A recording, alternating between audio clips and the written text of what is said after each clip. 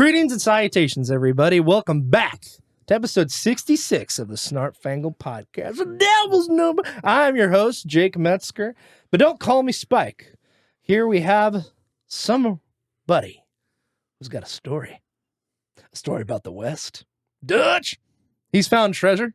Jimmy, and he's fought a night monster. Ladies and gentlemen, David Reed. David, how are you doing? Doing good. I'm doing good. Good to hear. Good to hear. And for a man who's in a similar situation, but I won't recount his long journey with his dinosaur friends and their 16 sequels. So without further ado, ladies and gentlemen, Stephen Habroon. Yeah, that dinosaur story, that's for a different two films. 2 dinosaur films? Yeah, I could get behind like Land Before Time and It's Back. That'd be fun. Yeah, 2 dinosaur films with 16 dinosaur films about the Land Before Time. Yeah, instead of 2 films. They made a lot films. of them. I wouldn't be surprised if there were 16 of them. That's what I Googled, and that's what came up. Well, like the official thing on Google's like 14 films, but then you look in like the Wikipedia, and there's even more.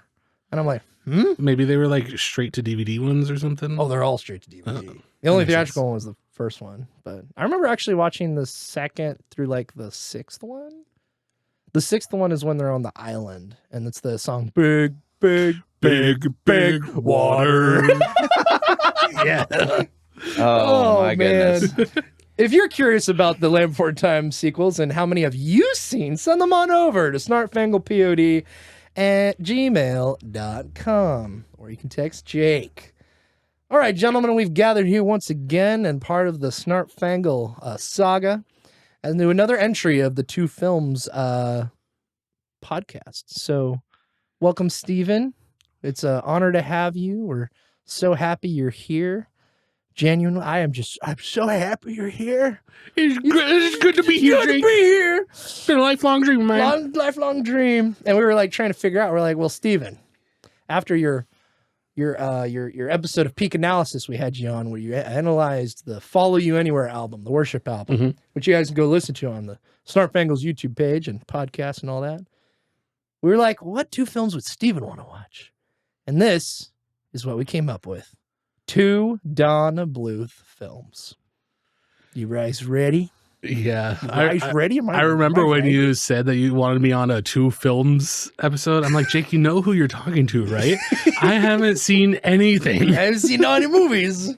Yeah, literally, you just got to see the Lord of the Rings movies like last year or something, right? 2 of them. I still haven't watched the 3rd one. What?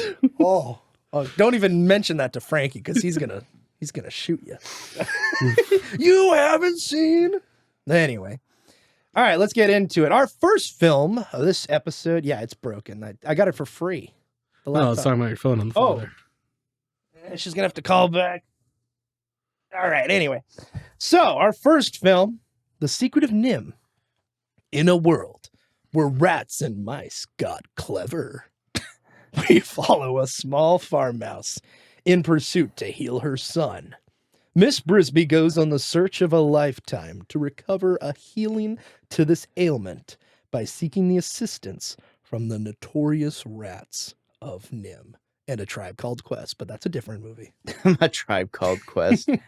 Directed by Don Bluth, written by Don Bluth, John Pomeroy, Gary Goldman, Will Finn, and Ken Anderson? Maybe. That's a question mark because IMDb says he's uncredited.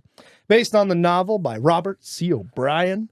Starring Elizabeth Hartman, Dom DeLuise, Jarek Jacoby, John Carradine, Arthur Mallet, and Paul Chenier. With a budget of $7 million and a box office of 14 million smackaroonies. And finally, with a runtime of 1 hour and 22 minutes. Gentlemen, we watched this just a little bit ago, and I am very intrigued to see what you guys have to say about this. I grew up watching this film through the DVD and whatnot and the VHS, and man, let me tell you, it was good to watch it again.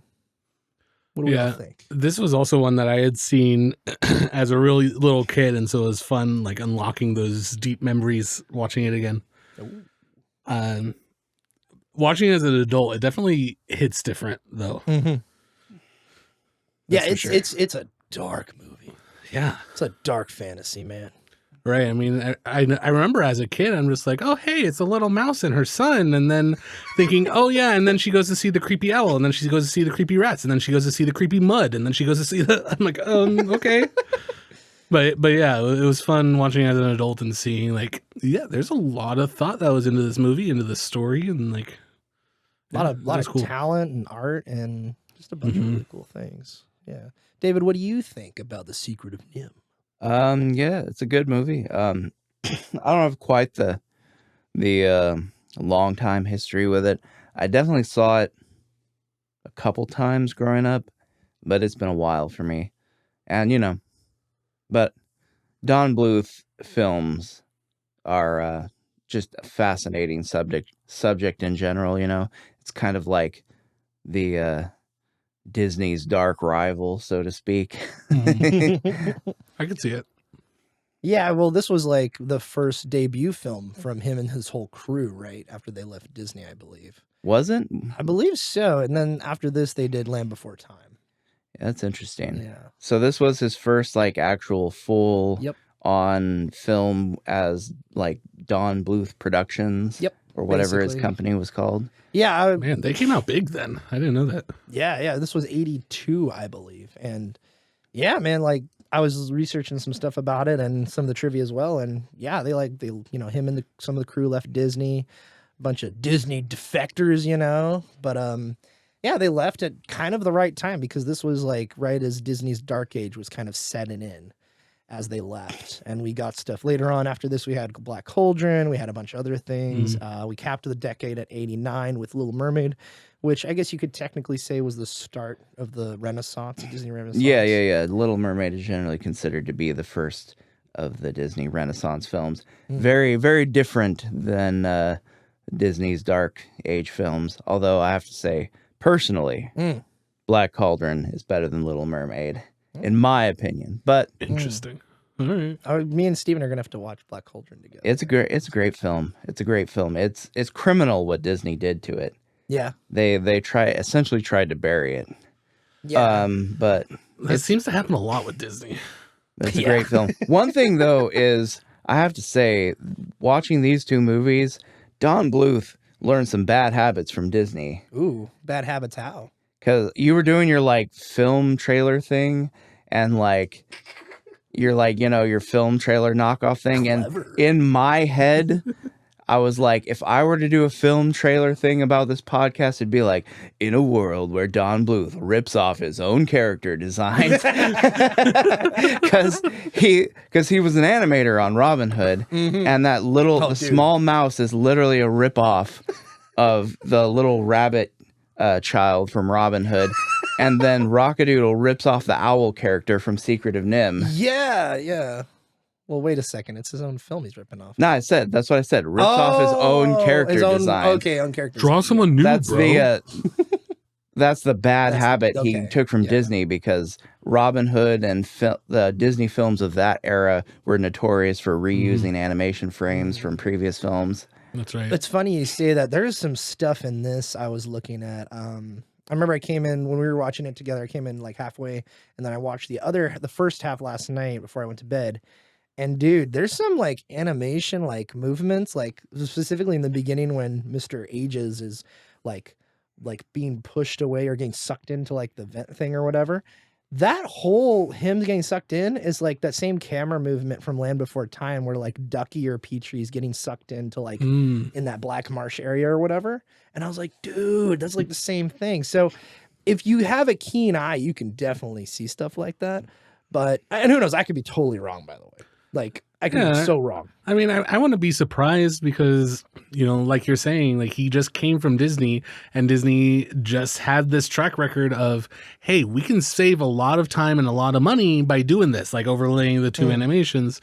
It wouldn't surprise me if he's just like, yeah, this is my first movie. I'm going to save a little bit of money. Exactly. And this was like their first one. So it's like, yeah, they got to save as much as they can. So, and $7 million, that was quite a bit of penny in 85 or 82, I should say.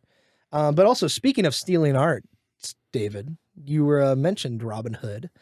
And do you ever see that breakdown that goes viral every once in a while where it's Robin Hood compared to the other Disney classic films? and the animation cells and the basically copied the same thing. Mm. Like, for example, Robin Hood, they're in that dance sequence. Dude, the same animation cell they used in Snow White is used in that dance scene. Yeah. It's just replacing the characters, basically. Yeah, it's well documented. I mean, Yeah. it's the era of from like Robin Hood to Black Cauldron is known as Disney's Dark Age for a reason. Mm-hmm. Like Right, not just dark themes, but they were dark time. they were financially hurting and they were doing whatever they could to cut costs. Yeah, yeah. And I what else did Don Bluth work on? He worked on, was it 101 Dalmatians? Or no, it was Aristocats, I think. He worked on like that sounds Aristocats right. and a couple others as well. And then Robin Hood was the last one he did? And then he left? I Because that was 70 what? think- 79? I think Robin Hood. I looked it up and I've already forgotten, but I think Robin Hood was the last film that he worked on at Disney. Robin Hood, Disney, not Men in Tights. I don't know. Anyway, It so he was gets it first. 71, I believe. 73. 73. Okay, so it was a little bit afterward, but I remember watching that movie a lot growing up and thoroughly enjoyed it. In fact, I've watched an unhealthy amount. Yeah, Robin Hood's a great film. Despite Disney's cost-cutting measures, Robin Hood turned out great. Like, it's kind of funny they call it Disney's Dark Age, a but great there were movie. great movies that came from that period. Hmm. It's just there's some baggage attached to them. But, you know, if you're putting on a movie for your, you know, a cartoon movie for your children, they're not going to care that some animation frames are reused. right. And I mean, even back then, like I'm sure there were some astute watchers that caught it, but like we didn't have the at-home computers that we do now to just set them side by side and play them simultaneously. And Yeah. so yeah. it was a lot easier to get away with it too. Yeah. Yeah. I mean, Unnoticeable. all of all the things that Disney hid in their older films, like this is the least egregious. Mhm. If do you guys not know? About Little Mermaid? Okay, you know. Oh, yeah, I know. About what in Little Mermaid? Okay, all right. Well, Jake, it's time. There comes a time Do we in a show young him? man's life Oh, when. God. So the Dad? original VHS cover for Little Mermaid, You're scaring me. the art had a castle in the background, and one of the towers in the castle was conspicuously shaped like a certain. There's the castle. All right, wait, let zoom me get in a on closer it look for at you. this. Keep going, David. Like a certain. Oh, male okay. I have organ. seen that. Yeah. Oh, my. Yeah. A conspicuously pointy object. That's very long and girthy. Yeah. Wow. And that got snuck right by, huh? Yeah. Yeah, the official story is it was a disgruntled employee in the art department that tried to that was on his way out of the company on bad terms, and so he tried to sneak that in as his like last little fu to Disney. The story is like he didn't think that it would actually go through and was surprised to see it on the cover, but you know, Wow. Yeah. Whoa. One other thing. The too. cover of all things. the cover. Yeah, One right other there. thing too that's a little less egregious, but still pretty bad. All right. In The Lion King, the cloud of dust that gets kicked up at by Simba, right? Yeah, he flops on the ground and a bunch of dust and pollen. Yeah, if blows you up. pause it at exactly the right frame, you'll see the word sex written in the dust No, cloud. what? Mhm. No way. Really? You know, Dude, that's crazy. some of these I have a hard time believing because like it is like single frame stuff and like with different movements and stuff. There's also one with Tangled on the cover. It has her wrapped with the guy Flynn Rider wrapped up in her hair, and some people have traced out her hair to say sex. I'm like, no, come on. that's just a bunch of hair that's just a bunch of overlapping. hair. Like, Yeah, I mean, there's if you look hard enough, there's all sorts of claims that people make, but the male appendage on the Little Mermaid castle and That's the confirmed. sex in the dust cloud are pretty legit. Hey. So like in that children's movies. Children's movie, yeah. Well, I remember like, was it 10 years ago? There was a Netflix show that was like a 3D animated like kid show, and there was like a hollowed out like tree they were walking through, and they come out the other side. And if you look closely in the shading of that inner part of the log is literally an image of a dick, basically. And people got really up in arms and mad. They're like, what the heck, dude? Like, that's just sitting there like a 2D animated image of it. It's like, whoa, that's pretty terrible, honestly. Yeah. But also, yeah, I've heard of the thing with Tangled and the hair, because like there was like some like tweets going viral a couple years ago where like this is why we don't watch Disney films anymore, because they just sneak this stuff in and it's all for a greater purpose. This is why they're trying to manipulate your children. And it's like, oh man. That also says a lot about the people who are finding this stuff. Like, you got to be looking for it at that point. That's not something that you're just like, whoa, how did that get there? It's what's in here? Let me see if I can find it. Yeah. Which the funny thing is there is an argument that you could make that Disney Renaissance films were trying to push a particular social message, like produce social change in their messaging, but that has nothing to do with sneaking, inappropriate things into artwork or whatever. Yeah. Yeah. Which is funny because that kind of stuff, the hidden things that they're sneaking into the movies is what kind of dominates the conversation, when there's probably a conversation to be had about how Disney movies consistently make kids basically disrespecting and disobeying their parents and going off and doing stupid things, pushes that as like a moral good, because it always seems to work out in the end. They find out who they really are. Yeah. I've thought about that too, the whole idea of like, but daddy, I love him. And like that's what you're supposed to be saying in that situation. I'm like, what? Like, come on. Come on, Ariel. Well, there's also the whole thing in Sleeping Beauty when you think about it. It's not just her walking away from the three, fairy godmothers, but also the prince. He's like, no, like, I love this woman. And he's like, Philip, what are you talking about? No, Philip. And then he rides away on the horse. And then that ends up, he gets captured by the bad guys and all this kind of stuff. But it all turns out okay at the end. So I guess it's just part of that fairy tale thing from the folklores and the. Well, there's a difference. Well, there's a difference between what happens in older Disney films like Sleeping Beauty. That's just classic fairy tale stuff, classic storytelling stuff. Youth is young and impulsive, and all this and that. Mm-hmm. But what happens specifically in Disney Renaissance films is a little bit different. Like Ariel and the Little Mermaid going off. She needs to find herself. She wants something more, and she does. Makes the she almost gets her. She basically almost gets her entirely family killed and her kingdom, falling into the hands of an evil witch, and it just through her actions, and it just kind of magically turns out okay in the end. Right. And even at best, when you think of the Little Mermaid, she sells her soul to the devil. Yep. Yeah. And gets the life she's ever wanted because of it. Woohoo! That's a great point. Yeah.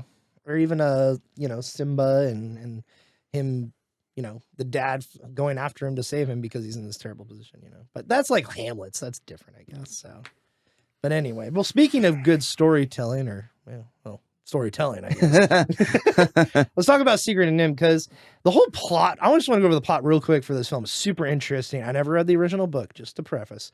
But dude, the idea of experimenting medical stuff on rats, they become super smart. And the cool thing is they also did it on mice, and only 2 mice lived. They went into the air shaft, they all escaped, all the mice got swept away and died. And then I think it's 20 rats and 2 mice ended up being saved. And those 2 mice are the reason the rats carry on to the NIMH. So that's pretty cool. What do you guys think of that whole it's this dark fantasy storyline? Like the scene specifically of the rats mutating is really horrifying. Even though it doesn't go to like super great detail, you get the idea. It's their DNA changing and all this kind of stuff, and they're basically humans now. So, I don't know. Would you guys? I think that's probably one of the most standout parts of this film. Besides, I'd say the characters. But what do we think of the story? Yeah, I really liked the fact that it wasn't just this is a fantasy land where all the mice talk for some reason. Yeah. It was a like, hey, like tragic backstory drop real quick. Let me tell you what happened. Mhm. And like you figure this out as the main character is figuring it out. Yeah. Because Mrs. Brisby has no idea that her husband was this one of two mice that escaped the laboratory. Like she had no idea that his name was even known outside of her little cottage. So she's like finding out that like, oh my gosh, people worship Jonathan, I think was the husband's, right? Yeah. People like look up to him and like love the works that he's done and like honor his sacrifice. And so she's like learning about her husband as we're learning about the society of these rats. And I think it's really cool. What we got, David? Yeah, I just have to agree. It's a great story. It's not your normal talking animal fantasy storyline. Which is kind of funny how they set it up to where it explains why there's talking animals, but then if you think about it, it's still kind of magical anyway, because like Mrs. Brisby was not one of the Yeah, that's a good point. and like Jeremy the crow was not one of the He talks. yeah, he talks. And he was not one of the experimented on animals, you know. So it's kind of like interesting That's true, how huh. it sort of sets up this thing like we're explaining why there's talking animals, but it really only explains why the rats can read and have technology. It doesn't really Right. explain the whole talking animals thing. So you just, it really comes down to is it's either magic fantasy or, you know, maybe they're just talking in rat language or mouse language or whatever. I guess all animals share language because the bird can talk to them too. Mm-hmm.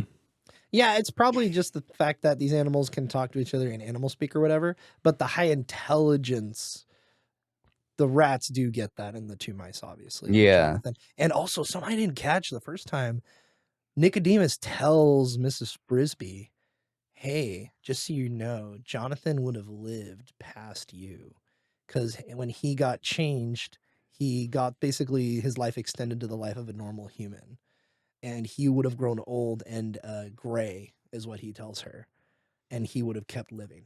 And I was like, what? I never caught that. So that means their kids are in the same boat. Ooh. Yeah. And I was like, dude, what? Will be passed on. Yeah. Yeah, that was a little like subtle thing too, because Yeah. Mrs. Brisby mentions that Jonathan taught her how to read, or taught her a little bit about how to read. But then she also mentions that her kids picked it up way better and way faster than she did. Yeah. Mm. This is so, it's so Yeah. cool. Like that's stuff I never like caught as a kid. But now I'm like, dude, like, Well, man. another thing that I never caught as a kid, or when we watched it the other day, was that they go to the laboratory of Nim. And so I was thinking to myself, like, hey, like every time you see this title typed out, Nim is always capitalized. So it must stand for something, right?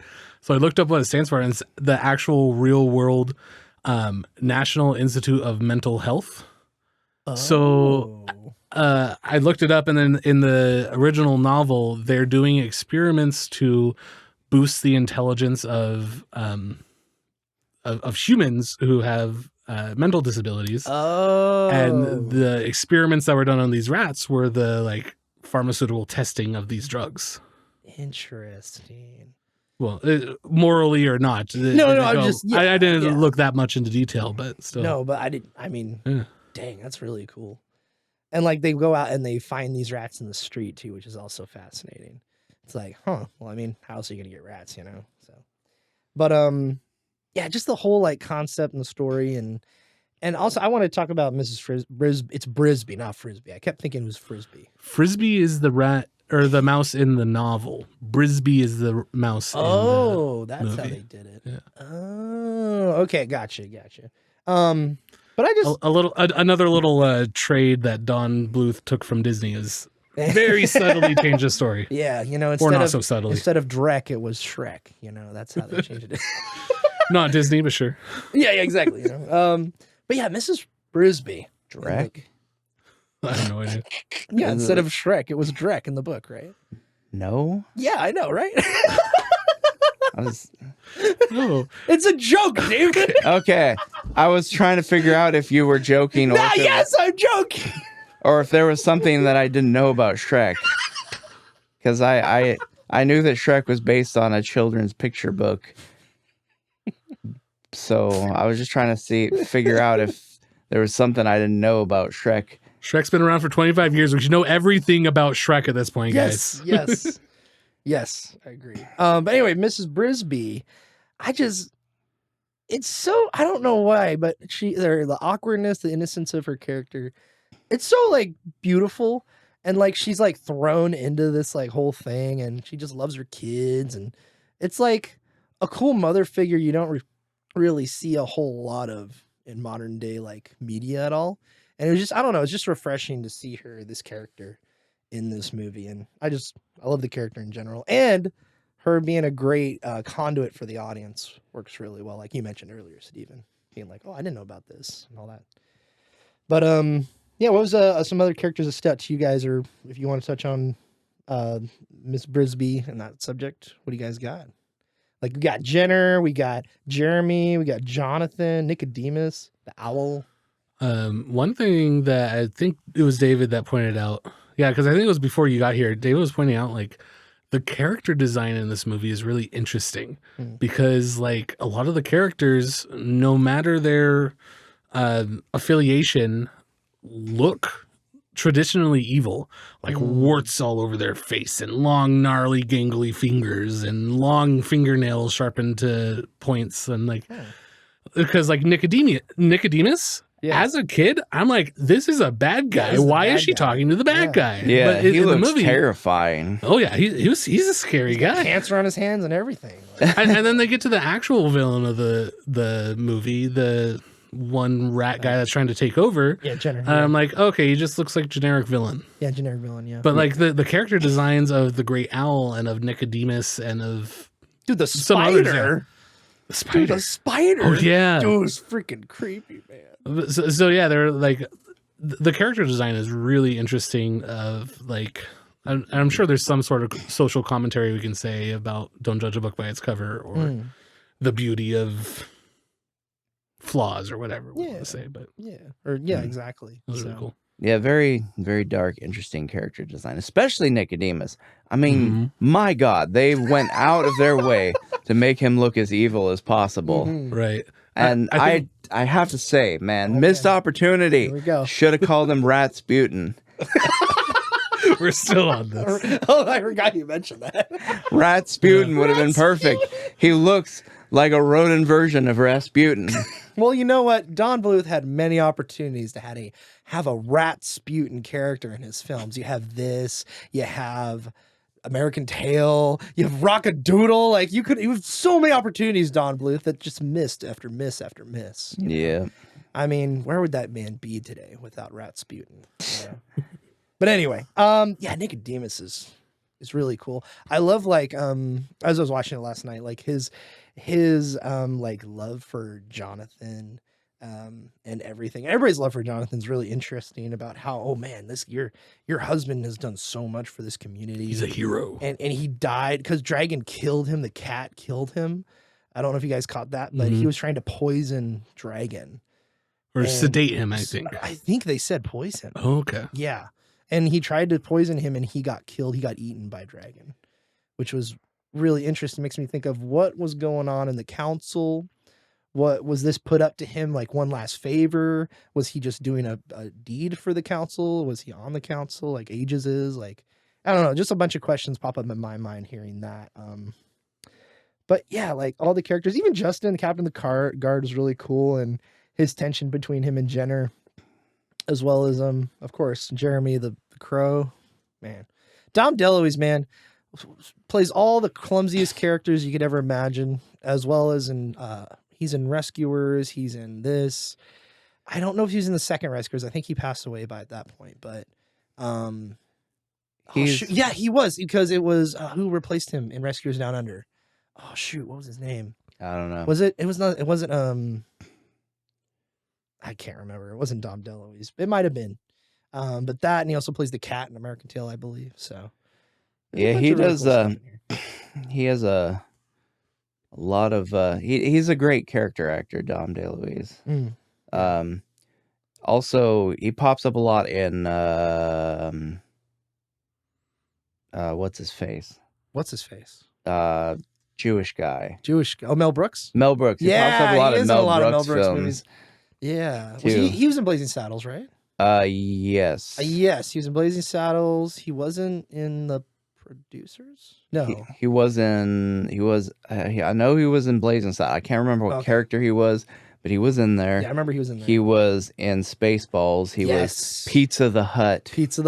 Yep. He was in Robin Hood Men in Tights. He was? No way. I believe he was the the character who was supposed to be Don Corleone, Godfather type parody. Oh, that's great. He's also really good in this. Like, yeah, his voice is it's Dom DeLuise, but like his voice, like he really does I think everybody does a really dang good job in this movie, especially Miss Brisby. But like even the whole thing with the kids and Auntie Shrew, Timmy Sick, like I don't know, all that stuff's just it's really endearing, we'll say. What else did I have written down? The music, dude, it gives me that like fuzzy feeling you get when watching Land Before Time, like that and especially the main like theme they trinkle in through the entire runtime, like it's really cool stuff. So, you guys got anything else before we go into the trivia? I think my biggest thing with this movie is like fully appreciating that this movie was made to be a work of art. Like the actual visual artwork, the music, the storytelling, the character designs, like everything was made very artfully and very like with purpose. Yeah. Piece of art. Like Pizza the Hut. Yeah. Pizza the Hut. All right. Well then, David, anything else before we get to the trivia? I think I've said all I needed to say. All right. Well, let's get. Oh, well, I was going to mention that as annoying as Jeremy is, he's a lot more heartwarming than the Jeremy in the Pearl Jam song of the same name. Yes. Because the Jeremy in the Pearl Jam song of the same name is a bully kid who brings a gun to class. Oh my God. So, yeah, definitely improvement. Yes, indeed. All right, let's get into the trivia. All right, so remember, guys, this is IMDb trivia. I was going through some of it. There's a lot of stuff where I'm like, I smell some BS in here. I'm sorry. Like when I go and search the stories they had written in here up, a lot of it just wouldn't come up. You couldn't find it. And it might have been an interview, but you couldn't find the interview. It's like, it's very bizarre.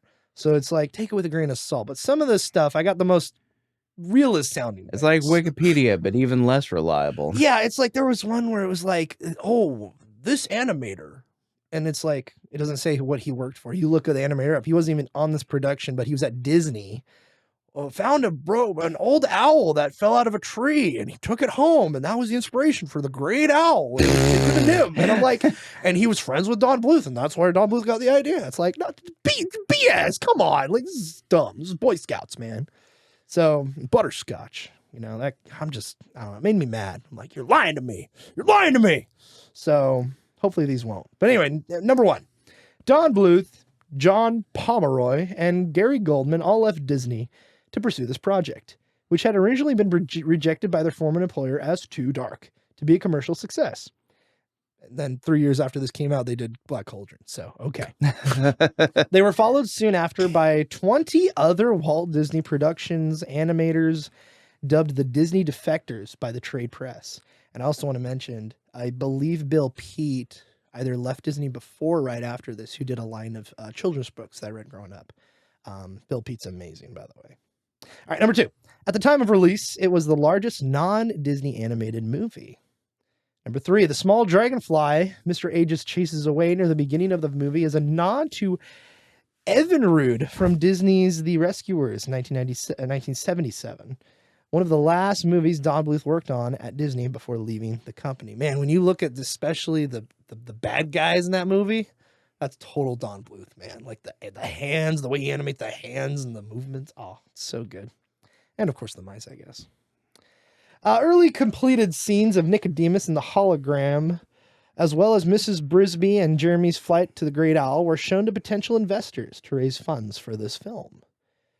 Number 5, though it was not a smash hit at the box office, this movie did manage to turn a profit. It produced $14 million, and then in rentals office, yeah, see, this is the kind of stuff that trips me up on IMDb. It says in rentals. No, at the box office, it got $14 million on a $7 million budget. And then, of course, I'm sure it made a bunch off rentals as well. All right, number 6. Supervising effects animator Dorsey Landfer was responsible for most of the effects scenes. He and his tiny crew of 3 effects animators managed to fill the movie with the needed sparks, fire, shadows, and water. The multi-planned sequences he adopted for the project included a pseudo-hologram and the use of a backlit animation, making every dewdrop sparkle or even supernatural amulet glow, with a brilliance never seen before in animated films since the movie Fantasia in 1940. I remember pointing that out when we were watching it. Like the animation style wasn't still image with animation. It was like a blending of the two. The still images, like it wasn't just like a sparkle and a sparkle and a sparkle. It was like the entire still image came to life with all of these like lighting effects and the bubbles through the tubes, and everything was beautiful.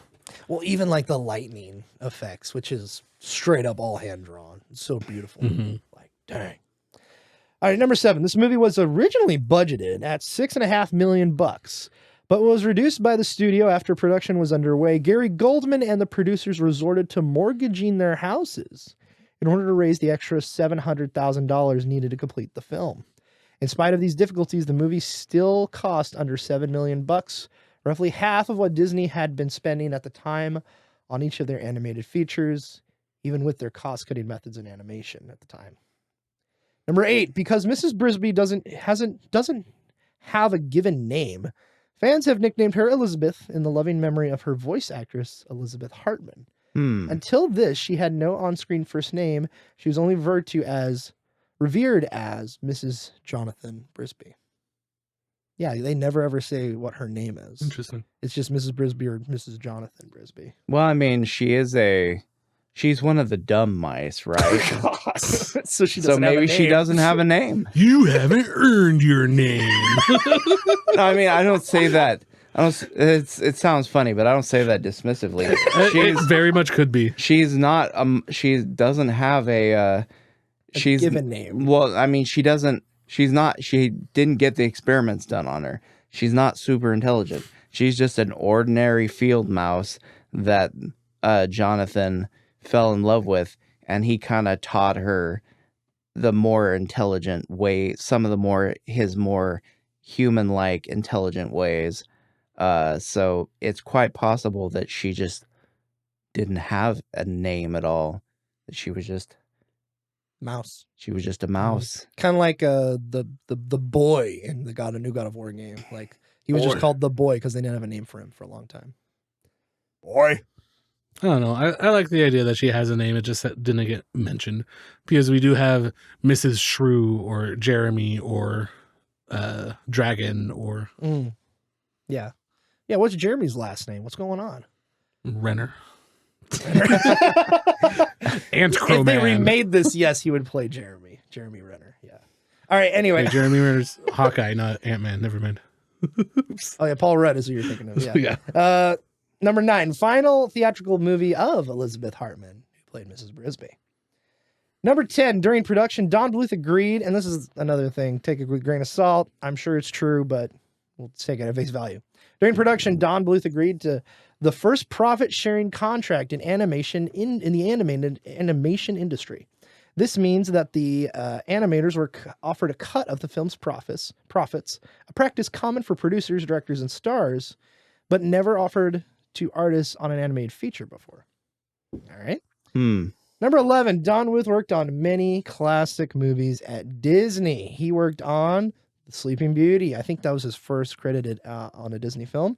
And then he did Sword in the Stone, Robin Hood, Escape to Witch Mountain, and The Adventures of Winnie the Pooh, Pete's Dragon, Fox and the Hound, and of course, The Rescuers. What a legendary man. But he didn't do The Rescuers Down Under, which is my personal favorite. Me too. Simply because Me of too. nostalgia. Yep, simply nostalgia. We need to do 2 more nostalgic films, David, because that's like, it's right there.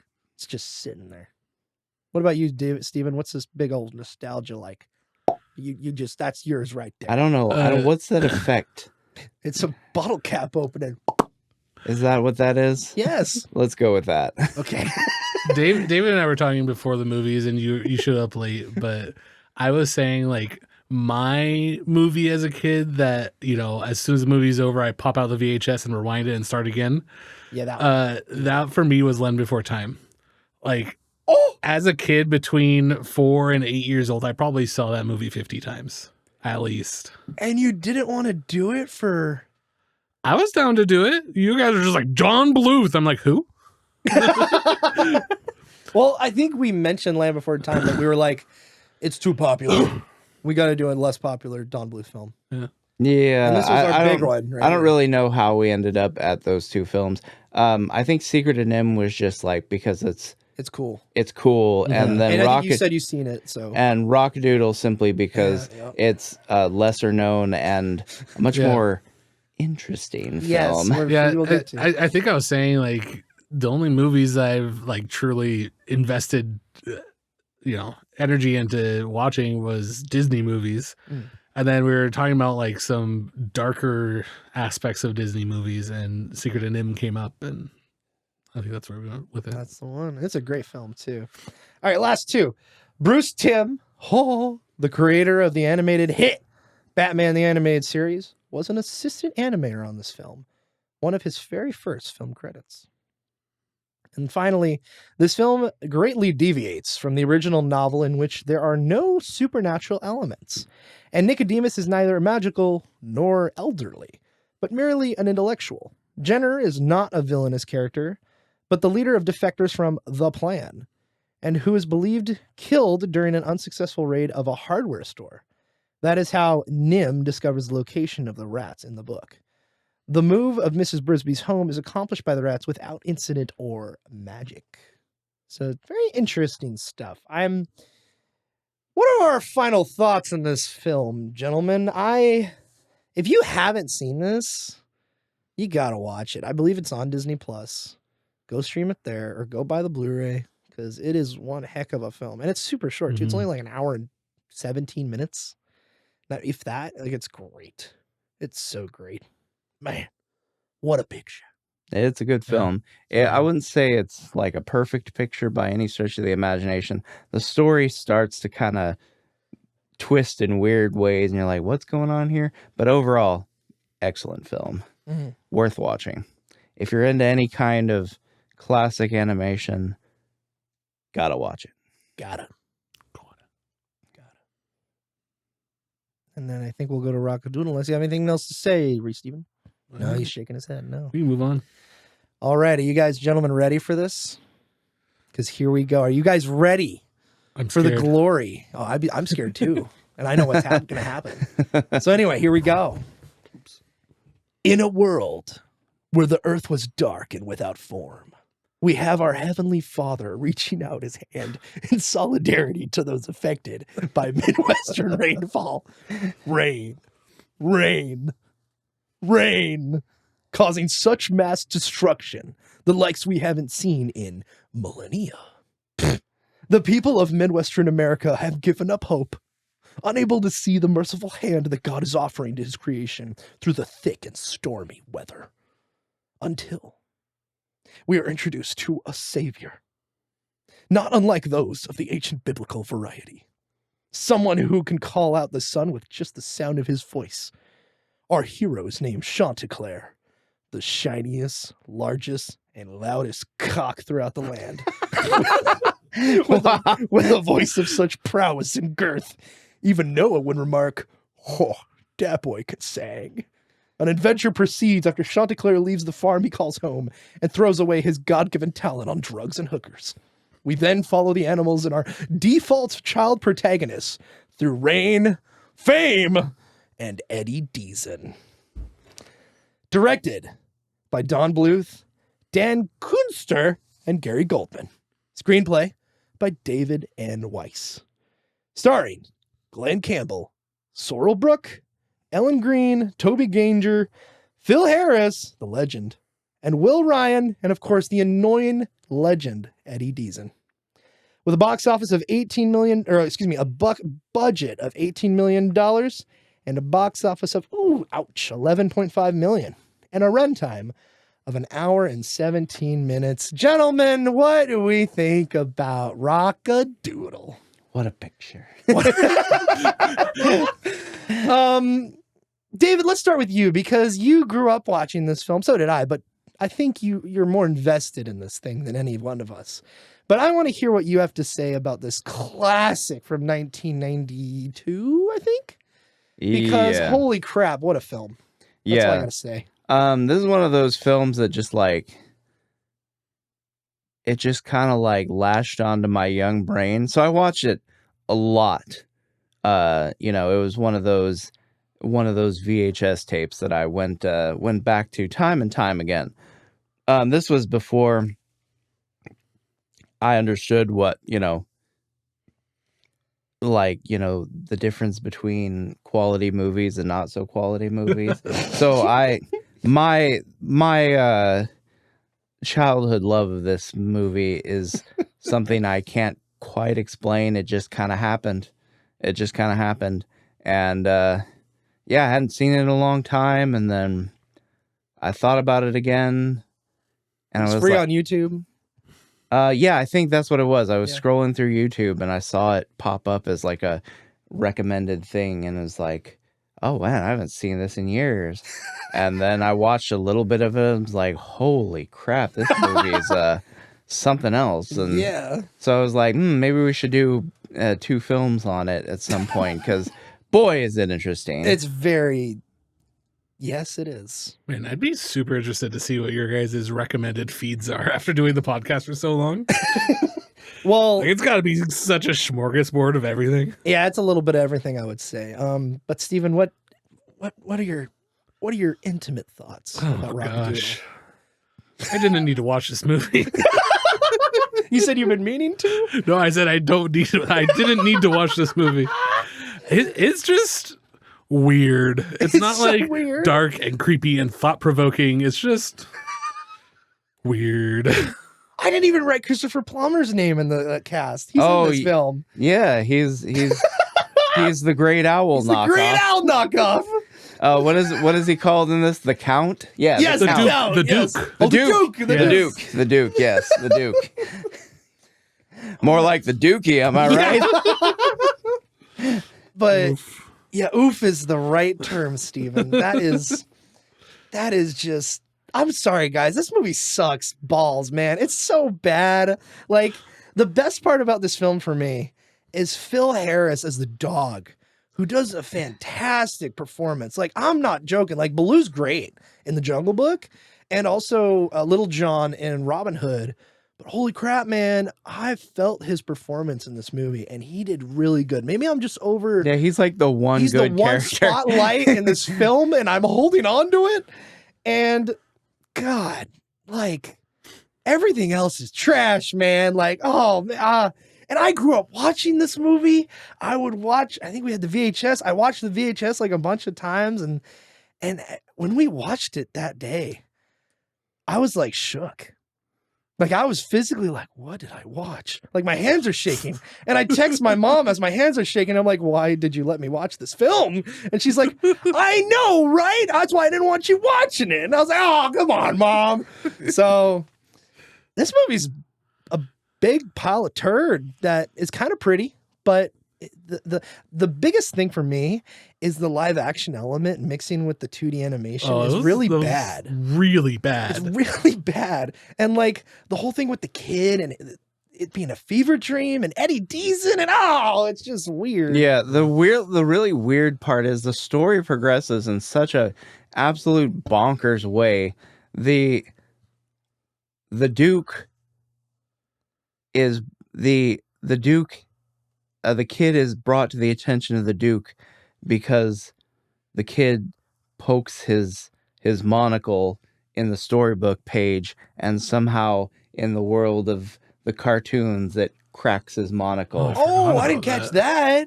And that's the whole reason the kid is brought to the Duke's attention. Oh my god. And which is why he curses him and turns him into a cat. Yeah. Yeah. What a strange thing. What a strange. It's like a double failure, because one, it's a really strange plot point, and two, it's so subtle, like you miss it if you're not paying attention, which means like 75% of the people who saw this movie probably didn't catch that. Yeah, man. Because, they were like me, they were 5 years old when they watched it. Right. I mean, even watching it as an adult, it's just like all right, that's the bad guy. Yep. No motivation needed. He's bad guy. Hello, my name is bad guy. Oh, and David, when you were just talking just now, I forgot about the nephew, and you reminded me the nephew exists. Uncle Tookie. Explain your description of the audience and what this nephew is like. Oh yeah, the Duke's nephew is a stunted fetal alcohol syndrome afflicted monstrosity who speaks in possibly one of the most annoying voices I've ever heard in any animated feature film. Yeah, man, like, wow. Just Uncle Dookie. And like, okay, like I was on board. Like, also, okay, the reason why I had the intro written that way, our opening shot is of planet Earth from space, and I'm like, why are we looking at the Earth? Why? Like, why are we just like God's going in and looking at his creation, and Chanticleer's there. Oh man, Glenn that Campbell. opening shot though, people talk about like iconic, like what is it called, like 2001 and one take shots or whatever they're called, the wonders, like where where it says like the whole scene's like a single continuous long shot. This takes that to a whole new level, because the camera moves seamlessly from a view of the Earth in space to a close-up of Chanticleer's uvula as he's singing to bring the sun out,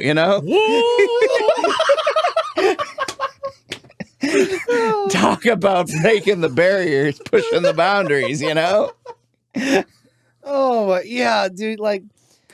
And look, when you look at it critically, the story's not amazing. This is a kid's film. The villains are the same kind of, on that same trek. Even though you have stuff like Christopher Plummer, bro. Like, the dad from Sound of Music, man. Yeah, Christopher Plummer was kind of wasted here because, like, he's got the grandpa from Knives Out. Have you seen that, Steven? No. Dang it. I told you, I don't watch movies. He's got a lot of like gravitas to his like performance, but there's not really any depth to the character, so it's just kind of wasted. Compared to Phil Harris, it's very hollow. Like, I don't know why I'm attaching myself to Phil Harris the dog, but dude, he just brings it to this role, and I don't know why. Also, this was his last movie.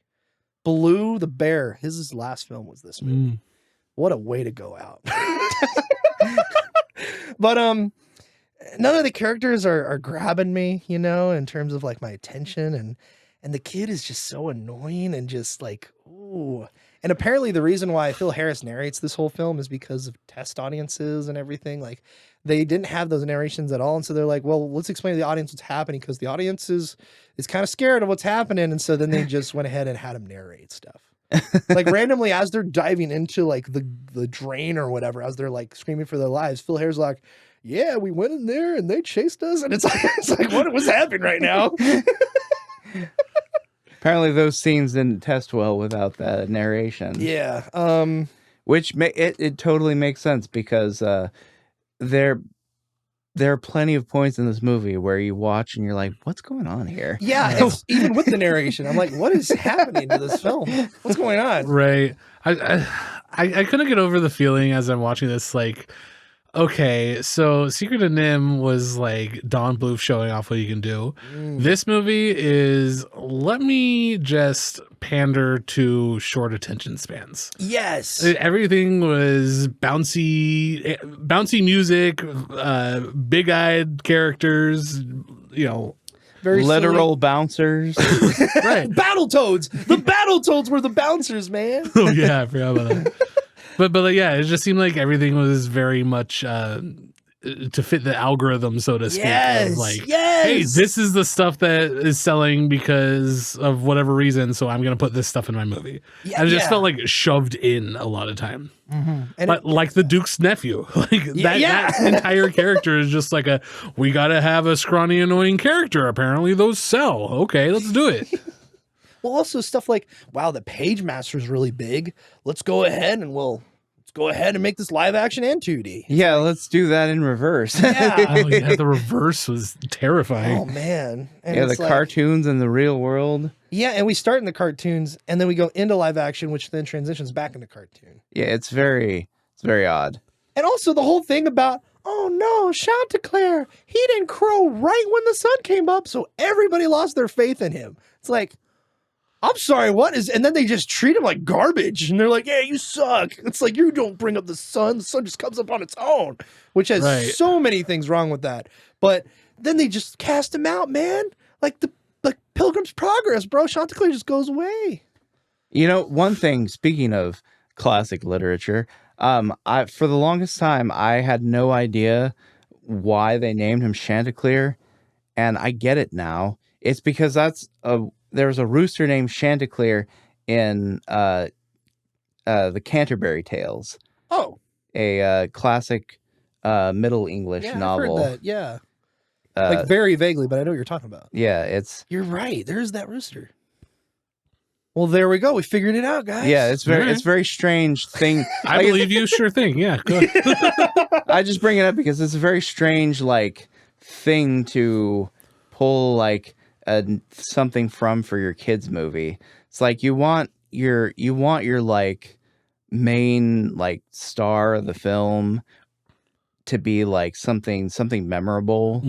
So why are you gonna go and pull something from a novel from the Middle Ages as the name of your character? That's odd. Was the author? Yeah, Chaucer. I think this is based off a Chaucer tale. Yeah, I think this is based off Canterbury and all that.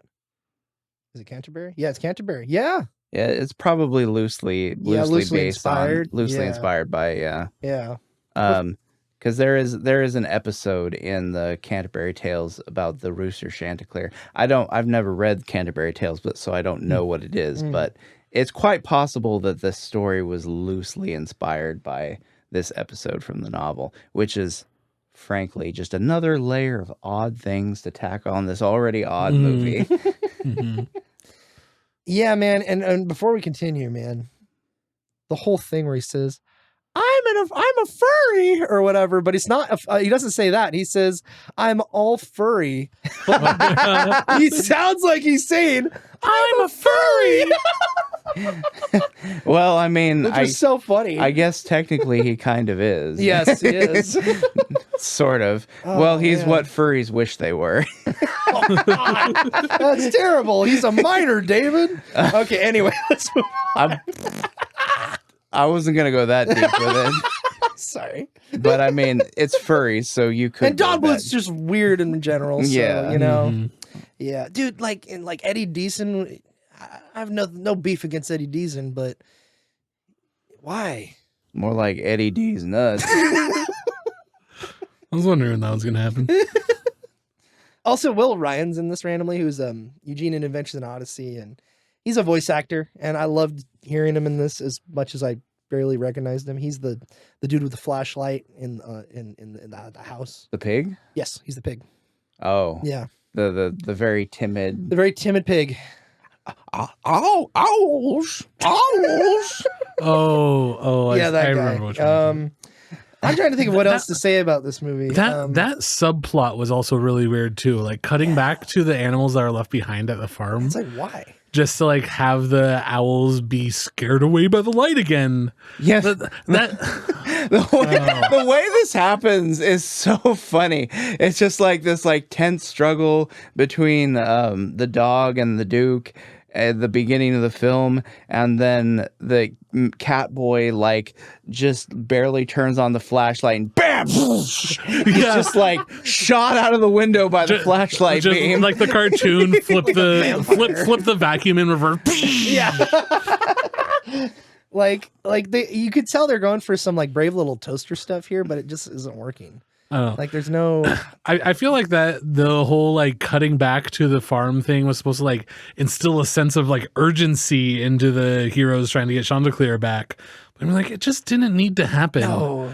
Like as we were watching it, I even made a comment. I'm just like, why did we watch that scene? Yes. Like, it could have just gone from the scene before this to the scene after this, and we would have been fine.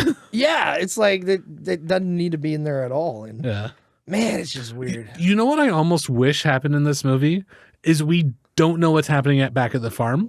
And then once they get Chanticleer to finally come home, now they have to confront what the owls have done to the place. Oh, Like, I almost wish that's what would have happened. Like, maybe I'm just wanting it to be a little bit more like Lion King, but like, why couldn't that happen? Instead, we just had to like cut back to the Duke making dinner and making threats to his nephew, like, hurry up and get him. yeah, it's like, or This playing is the just organ, weird. you know, it's Very Yeah. strange. And look, we haven't even mentioned Chanticleer in terms of what's happening with him in the story. I think it's somewhat interesting. Like he's an Elvis type character, but like I don't know. Like He's Glenn like a Campbell real can life. Sing, He's like but- a real life analog to Elvis too, because he's Yeah. like he gets tempted away from his purpose by sex, drugs, and rock and roll. exactly. Oh, and the chick who plays what's her name? That is The pheasant. yeah, the pheasant. She is Audrey from Little Shop of Horrors. Oh, yeah. Yeah, and I was like, wait, that's her, and sure enough, it is. Yeah, so that's kind of cool. But anyway, I would yeah. have liked it better if she were Audrey too, but you know. Feed me, me, Chanticleer. Feed me, Chanticleer. Ooh, owl, that tastes good. And at least they got somebody who can actually sing these songs, so that's kind of nice. But I feel like that's like the big hook of this film is like, it's going to be a musical masterpiece by Don Bluth, and it's not a masterpiece. nor No, a very musical no, movie. Not at all. No masterpiecing happening. No, Yeah, the songs in this movie not are very good. No, No, they're not. They're a little like they're. I don't want to say they're dated, but Mhm. they totally are, because I love me some old rock and roll tunes, but these are like all the worst stereotypes of old rock and roll that, you know. well, he What? is playing. To be fair, he is playing an old stereotype. Yeah. You know. But it's just like it's so many aspects of this movie could have just had so much more thought and care put into them, Right. and they didn't. Yeah, again, it's like the songs were put in here because like songs you can sing along to sell in the theaters. Yep. Or toys. Let's do it. You know. Yeah, it's just sad, but I don't know. Are you guys ready for the IMDb trivia? Sure. All right, let's get out of Let's here. get it out of here. All right. So number one, years before the Don Bluth version, the book by Chaucer was originally planned to be a Disney film. But Chaucer? It's Chaucer. Chaucer? Okay, thank you. But yeah, but story issues led it to being scrapped. One of Edmund's lines has been commonly misinterpreted by modern audiences as, "Jeebers, I'm a furry." He actually says, "I'm all furry." But Toby Ganger's speech impediment has led some to believe he's referring to the then still developing furry community. Why do I feel like Jake just wrote this one himself? No, I didn't. I did not. I swear. Some other weirdo on IMDb Trivia wrote it. So there you go. Number three, Pinky, the fox, the sinister and greedy manager of Chanticleer, the king, is based. Yeah, on Elvis. I'm stupid. No, it's not. Why'd I include that? It's dumb. Yes, we know it's based on Elvis and his manager. Shut up. Sorry, past Jake, but that was a bad one. All right, anyway. Glenn Campbell was really good friends with Elvis Presley, and would sometimes do Elvis imitations in his concerts. He stopped doing this once Elvis died, but for this film, he once again bases his singing voice on Elvis. Interesting. Number 5. In addition to Glenn Campbell's Elvis Presley imitation, his songs were backed up by Elvis's actual backup singers, the Jordanaires, which Bluth said helped him feel the presence of Elvis in the room. Feel the presence of Elvis. What a quote. What a quote. Oh, number 6. Last film role for Phil Harris, as well as his only fully animated film to not be from Disney and have end credits in them. Number 7. It wasn't fully animated. Just That's right. It's not fully animated. Oh. Okay, 7. Don Bluth was especially anxious directing the scene of the claw breaking through the bedroom window, the live action sequence, which was so expensive it could only be done once, or meaning they didn't want to pay for it to be done twice. That's why. Right. In addition, Bluth was nervous about the danger posed to Toby Scott Ganger, who was lying on a wheeled platform to be pulled away just before the claw hit him. The stuntman, Ganger, and Ganger's mother were on the set and assured Bluth they were confident there was no danger. As Bluth began shooting, one of the wheels on the platform jammed, and Bluth covered his eyes. Fortunately, the young actor was pulled away in time. Although he hadn't even seen the shot, Bluth was too shaken to try it again or do any more shooting that day. Oh, you know what that reminds me of? Yeah. Is, sometimes when you're shooting like a film or of any or a video of some kind, it's just like sometimes they just go for stuff and you're like, why did they do that? Yeah. Like, have you ever heard Weird Al Yankovic's version of Gangster's Paradise? Mm-hmm. So in the scene where he's like, like this, and they're like raising the side of the barn up, and then they push it over, and it like falls, and he's like, just happens to be in the middle of it. Yeah. They actually did that. Whoa! Like they actually like literally pushed a giant frame of a side of a house over onto him. That's and cool. Just hoped and prayed that it did, that they got their calculations right. Well, that's awesome. I heard of something similar. This was back in like the silent film days. I have no idea what the actor was. Buster Keaton? Maybe. But go. But a very similar film of he insisted on doing his own stunts and not wanting to like switch out for a stunt actor. And they did a very similar scene of the front of the house falling and him standing in the window. Yeah, that's it. Like, yeah, a lot of that stuff from back then, it's all practical effects and like sketchy stuff, man. Dude, sketchy.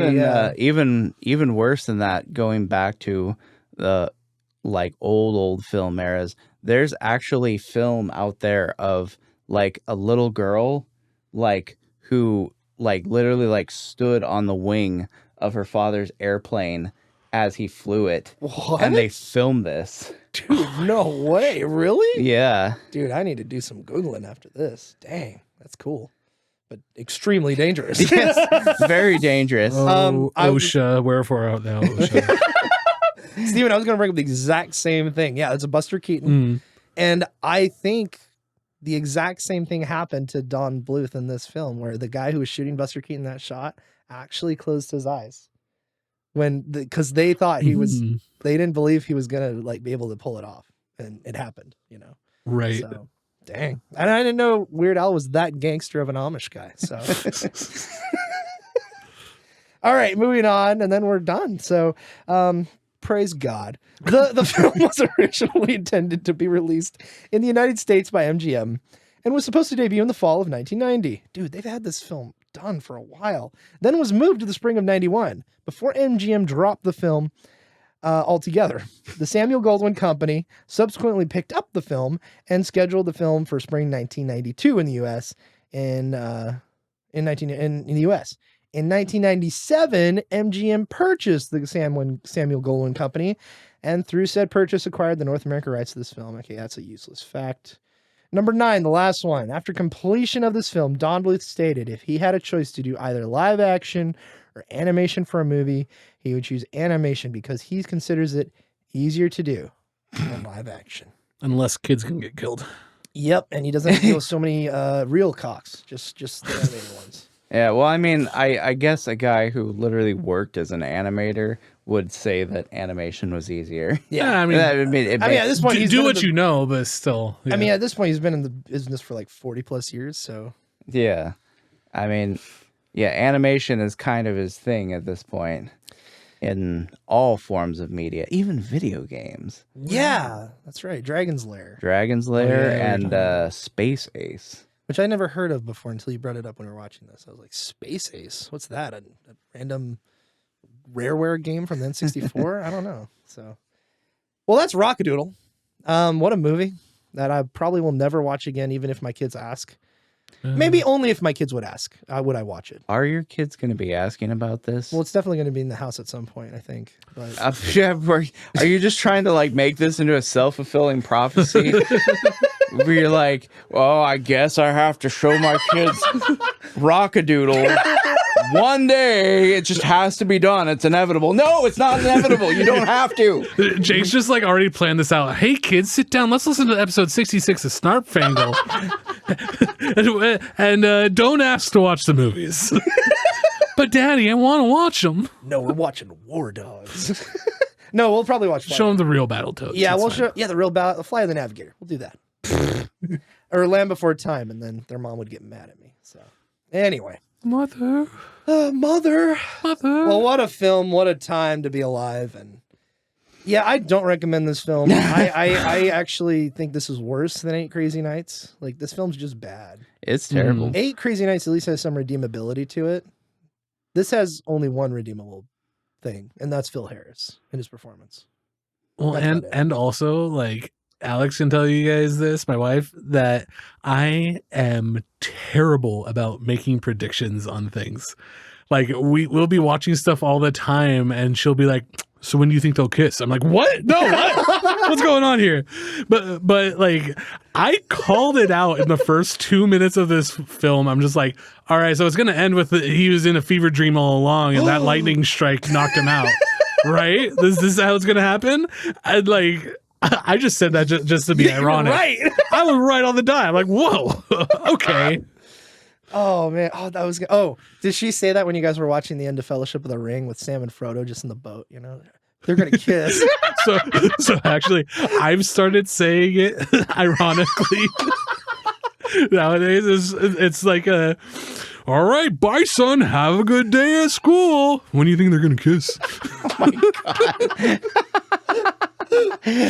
Oh, do you guys have any last words for Rockadoodle? And with that, ladies and gentlemen, we'll see you next time on the Snarp Fangle Podcast. Thank you again for listening. Thank you, Stephen. God bless your soul for being here. And you too, David. You too, because I know this film's going to be in your household one day. No. Yes, no, it's it will. not. It absolutely is not. Wedding presents incoming right now. All right. God. All right. We'll see you guys later. Have a good one. All right. Bye-bye now. You don't get it, Chit. I just need the Wonka weed. Ah, the tunnel! Don't put me in the tunnel!